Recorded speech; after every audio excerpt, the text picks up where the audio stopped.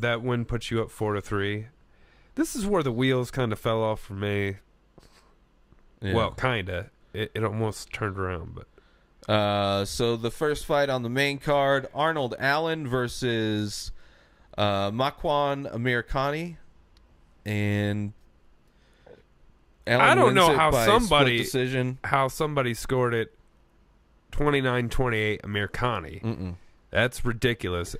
Yeah, it was. He definitely lost that fight. Yeah, it was. I could have another seen real a fun 29-28 going for Allen.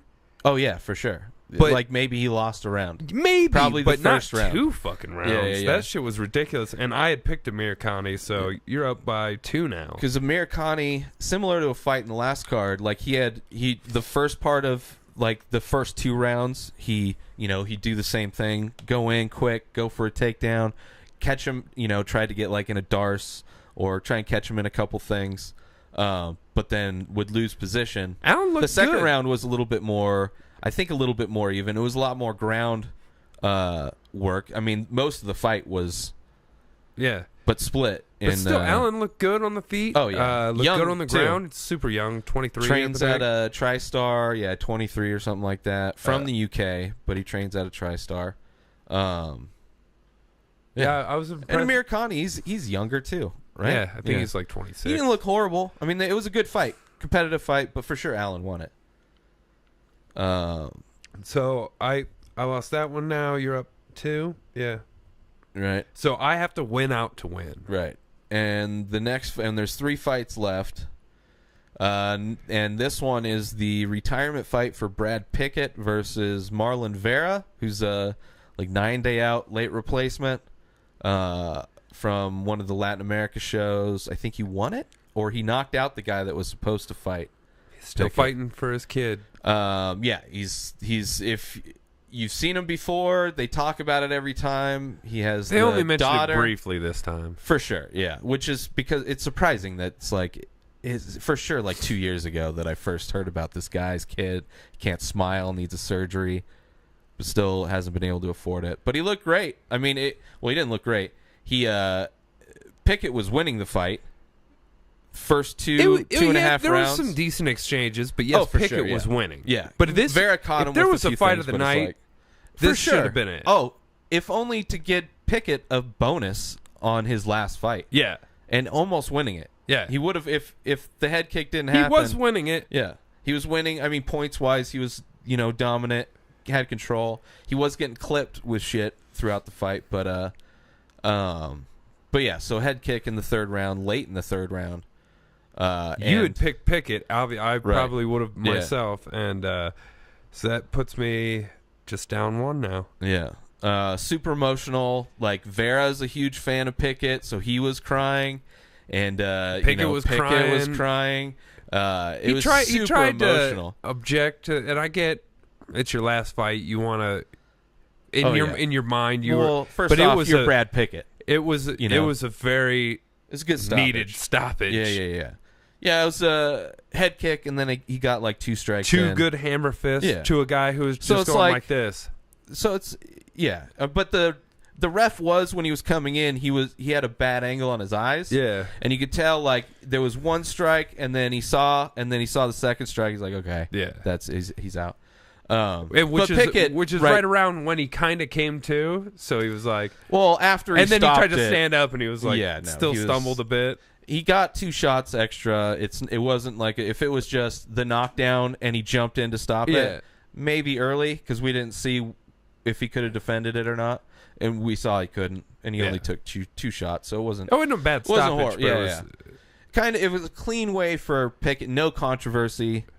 The guy that fought him is young guy, up and comer, super respectful towards him, but yeah, super emotional. The whole. And then Pickett left he was able to wear suspenders and read his newspaper and wear his hat, which 2 of those things break the Reebok. Hopefully he doesn't get fined or anything. But he was able to do it. And, so bad way for him to go out, but it was a good performance by him. It should have been a fight of the night for sure. Because that was like a come from behind. Yeah. in a back and forth fight, and a like, good but he was finish, still too. losing probably on points, at least in my book. He had to finish it. I'd say winning so. that round wouldn't have been enough. I mean, maybe you get a split decision, but I would have liked to seen the scorecards, like up to that point. I'm sure Pickett was winning it, like 10-9s across. So the next up is this is the co-main, co-main event. Another performance of the night. Gunnar Nelson, I don't know. Goonie versus Alan Jouban, who just came off of a win from Platinum Mike Perry. Douchebag. Although I enjoy his douchebaggery. Oh yeah, he's not an asshole, but he's definitely a douchebag. Yeah, it's weird. He walks that line because a lot of douchebags are like, also I wouldn't want to too. hang out with him. No. I mean, probably. I mean, yeah, I wouldn't want to hang out. So douchebag, I think for sure. Yeah, right. It's okay. Not an asshole. It's like maybe just a douchebag. It's like douchebag with sprinkles on it because I do enjoy. I like watching people like get an knocked enjoyable out, douchebag. and he knocks people out. Yeah, and then he says like some fucking douchey shit. Yeah, I watched the Jersey Shore when I was younger. Yeah, because he's definitely that type of douchebag for sure. Yeah. But when he gets in the cage, it's like he's fun to watch. So it's like I gotta give it up to him. You know, if he was a douchebag and then like he just like terrible tattoos stalled on everything, that scream douchebag. Well, yeah, he got the the one guy not in this fight we're talking about. He has the platinum. The on newest his face, yeah, the newest one is the douchiest. Is one above too. his eyebrow. He shaves his eyebrow and has it's whatever. It reminds me a lot of the douchebag horrible Joker that was in that last movie. So, but anyway, Gunnar Nelson versus Alan Jouban. It's been a while. It's been a year since we've seen Gunnar.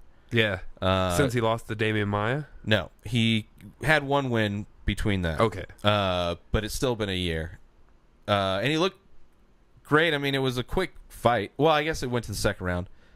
It was, just kind of a stand-up. Mostly, there wasn't a whole lot of. Mostly took him down towards the end of the first round. Yeah. And was controlling him.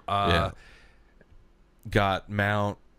Not a lot of strikes. There was a lot of feints. A lot of that first round was mostly. I think there was more feeling out. Then he got the takedown, took him down for very selective. 3 minutes. Yeah, very selective with the shots. Jouban usually is more known for that fucking darting brawl, like kind of old school Vitor Belfort, just kind of run forward. He did it once in this fight, had a little bit of success because he wasn't doing very well. I mean, they kind of have a similar style in that way too, because they kind of both stand karate style, and then Gunner's way more of a karate. He's more Muay Thai. Fast and back. Yeah. But no, Jouban's not in and out. He goes forward. Yeah. Which he tried it once, and he got a little bit of success, but I think he also got countered a few times. But Gunnar Nelson hit him with just a solid pinpoint right like through one of his hands. He punched through like he hit a hand, but it was so. And Jouban just kind of turned his head, and I was like, because it didn't look that bad the first time I saw it. The second time, knowing it was coming, I felt it. It's kind of like a short distance, and it was but you heard the thunk, and it was like, oh, yeah. And he just kind of stumbled, and as he was stumbling, instead of just coming in all hands blazing, he throws a perfect head kick as Jouban, and like he gets a little bit of his hand in front of it, kind of gets blocked, but he was falling down, and then anyway. He just grabbed him by his head, pulled him down, and jumped on his neck, and got a guillotine. It was a weird guillotine, but it was just guillotine. No arm in. It was just rolled him over on his neck and then mounted him. Yeah. It was a really good win. Yeah, and that's the best way to finish it. Because sometimes, there's been fights where that scenario happens. A guy's rocked on the fence, and they go in to fucking try and finish him. But a lot of times they're just throwing just to throw, and they're hitting arms. They're not really pinpointing shit.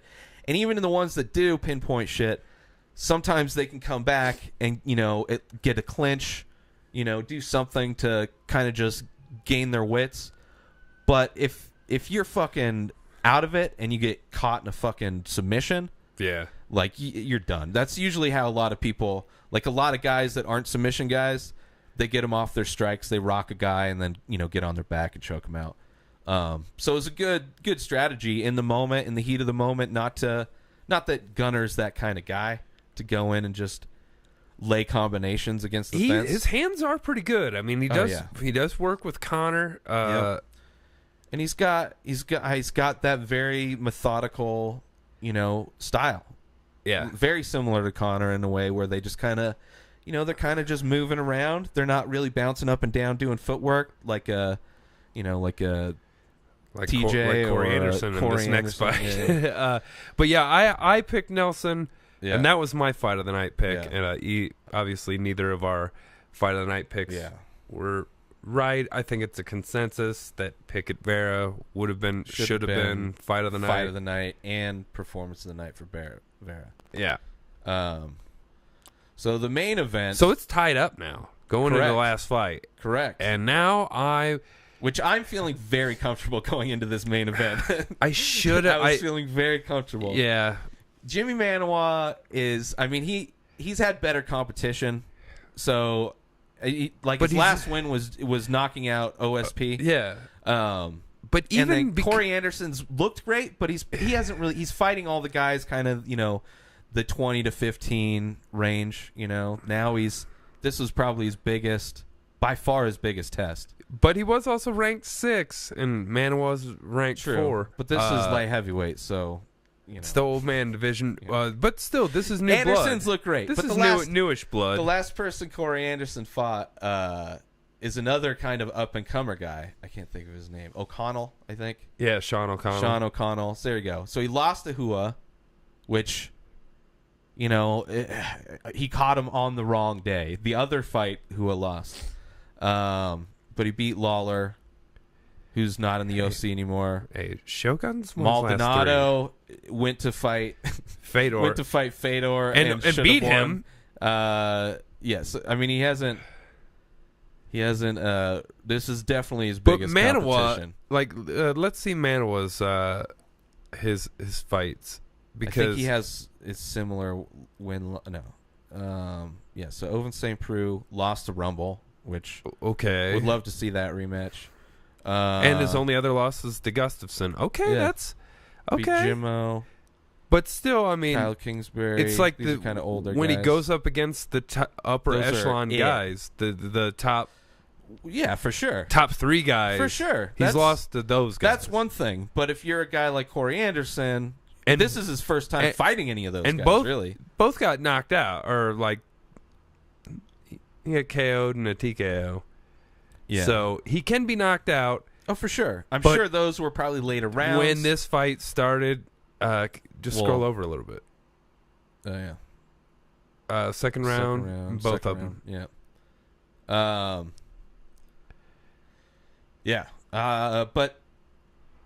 But that's why I wasn't too worried coming into this. And knowing the kind of fighter he is. This fight started, I'm like, okay, just don't get hit, Anderson. Don't get hit. The best gameplay for Anderson, most likely, I mean, we didn't see it, so I don't know, but usually when you have a big power puncher guy going in and trying to grapple and trying to clinch with them. He did try. He had horrible shots. He was dancing around, and then his first shot was from far away and it was half-assed. It was like the most bullshit shot. And then from then on, he never. This wasn't a very long fight. No. Anderson stepped in for a jab at one point, or maybe it was going to be a shot, uppercut. But he got hit with a jab. Just boom. Yeah, he got hit with a jab. And it put him to his knee real quick, and he stood back up, and he started to circle away, and Manuwa calmly just went. Yeah, hit him with a. Right to the temple, a jab, and he just put him down, and then just walked away. A little looping punch. Yeah, I mean. It didn't even look like it was that hard of a punch, but it's like, here we go. Like, light heavyweight, say Rumble beats Cormier versus Manuwa. Or Rumble versus Manuwa. Whoever loses fights Manuwa. Whoever wins fights Jones. And then whoever wins that. I mean, Gustafsson, I don't know where he's at right now. Who knows where his head's at? I think he has a fight. Yeah, Glover. Right, which that's perfect. Glover's kind of on his way out, kind of a good fight for Gustafsson. But still dangerous. For sure, but I think he's lost 2 in a row since that Rumble fight. I don't think he's downhill. So that fight, obviously, so you picked it. Yeah, that was a nice win. I lost, but win. 3 really devastating knockouts on this card. For sure. You don't usually get 3 highlight reel knockouts. And, a great submission off of a great punch. Yes. I mean, that was that great example. Almost could have been a knockout. Yeah, so it was and then the decisions were all pretty much competitive. I want to see more of this Diakese or Diakese, or however you say his name. Yep. That kid is no joke. It'd be cool to see him versus Lando, since they both have spinny shit, same weight class. Granted, everyone he's beat, no one has a Wikipedia even. Yeah, Frankie Perez. That seems like, but yeah, he's undefeated. But young kid from the UK, 12-0. How old is he? He's 12. Holy shit. 24. Not bad. Born in 93. Oh, shut the fuck up. I was in middle school. I was almost in high school. Yeah, high school was right around the corner. That's ridiculous. I might have kissed a girl around then. I could technically have a child his age. He could be my child, technically. I mean, clearly he's not. We don't have the same features at all. I'm way better at jabs than he is. He's just better at spinny shit. But yeah, for sure looking forward to him. Still looking forward to Anderson. He's definitely an up-and-comer in the weight class, and he. But his nipples do look really weird. They're very puffy. Weirdly puffy. Like, it almost looks like he used to weigh 300 pounds, and like all of the loose skin is concentrated in his nipples. Maybe he just breastfed for a while. I don't know. He's got mushy purse. And if anyone watching this was watching the card close enough, one of the ring girls looked like she had 2 belly buttons, and it kept fucking with me all night too. I didn't notice it till we rewatched the fights, and I only saw it once. Well, you were fast forwarding through most of it, but I think that was more. It's like a weird shadow. No, because I kept seeing it. I get it, but the lighting didn't change, and she wasn't walking down the stairs any different. But on the other girls, they didn't have weird people double have belly different buttons. Shapes to their bodies. She has 2 belly buttons. It was like she had a little bit of fluff, but like maybe a little indent right there. Or she keeps getting lipo, and it's like worn away. Some people that get lipo are never going to be a ring girl. Hey, it's not. It doesn't work that way. You don't know their life. I do know that. You don't know their life. I mean, they might get it to get pumped into their lips or some shit. But so anyway, that was the main that was the UFC Fight Night this past Saturday, March 18th, from London, England, on Fight Pass. If you have Fight Pass, go watch the card. Go rewatch the card. You could probably miss a lot of just everybody that got a bonus. Watch that shit. Yeah, you're gonna love all the highlights. You've probably seen them all on fucking Facebook anyway.